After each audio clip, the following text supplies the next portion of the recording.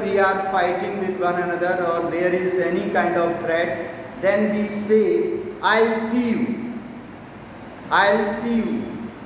मैं देख लूँगा. It is threatening. तो इसके साथ विल आएगा. अदरवाइज इन सिंपल फ्यूचर में आई के साथ सेल आएगा. We will do it. It means it is we are determined to do it. तो this was regarding shall and will. अब now the second form of shall is should and will, that is would. Now should and would, they are used in the past tense sentence. Now for example, when we are going to make direct indirect speech, then the past of will is would and past of shall is should. Should is generally used for advice. For advice, जैसे you should work hard, should I help you, it is in the polite request also.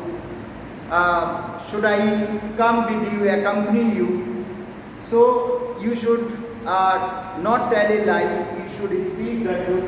So should is used in case of advice, whereas would is used, for example, I would not go there, determination, I would not do it, determination.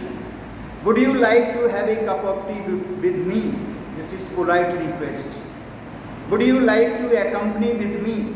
So the use of would in direct indirect also, he said that he would not attend the meeting the next day. So he will use would, past form of this will, that is would. So here should and would. Now we should come for can and may. Now both can be used for permission. For example, you can leave now, you may leave now, you can take this book, you may take this book. For permission both can be used. But can, it shows ability and may shows possibility. For example, I can teach you English, I can lift this box. So can shows ability, may shows possibility. For example, if I say I may lift this box, I may teach you English, I may complete this work in 2 days, it shows only possibility. And can shows ability. Now the past of can is could and past of may is might. So when we are using could, we use the could in the past, ability in the past. For example, when I was studying in class 10, I could speak English, ability in the past. Likewise, might shows less possibility. Now it might rain today. Might is also used while making the sentence into indirect speech and changing the past of may, that is might. He told us that he might not attend the meeting. So that way might is used. Could is also used for polite request. Could you please help me in my exam? Could you please bring me a glass of water? Could you please open the window? So that way could is also used.